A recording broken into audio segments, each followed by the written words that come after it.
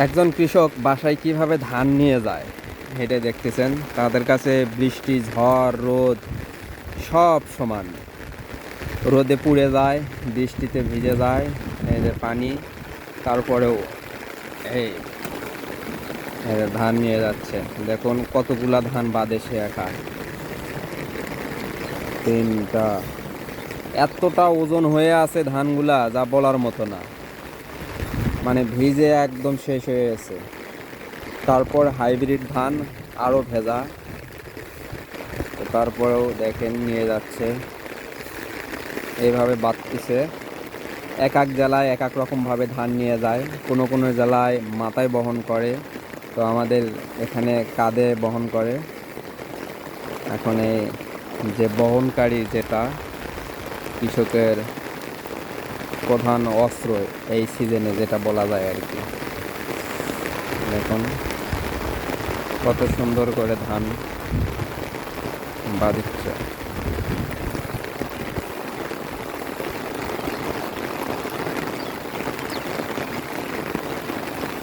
বৃষ্টির ভেতরে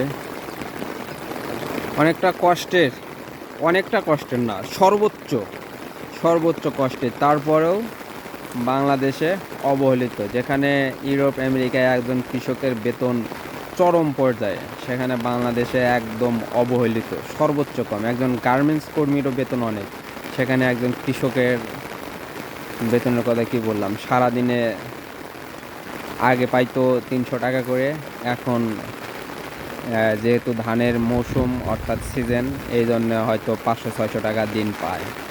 তারপরে ধান কাটার কিছুদিন পর কাজ শেষ। এই জন্যে এই অবহেলিতর কারণে এই কৃষিকাজ ছেড়ে কিন্তু মানুষ অন্য পেশায় নিযুক্ত হয়েছে, যার কারণে এখন কৃষক খুবই অল্প পাওয়া যায়। এই যে বাধা শেষ হয়ে গেল, এটা এখন তুলবে। দেখুন তুলতে কতটা কষ্টের। এই একটা ধানের মানে একা একা তুলতে হয়, কোনো সাহায্য নাই, সহযোগিতা নাই, কিছু নাই। তারপরও দেখুন কতটা ওজন হইলে এইরকম হয়। অনেক কষ্ট লাগলো।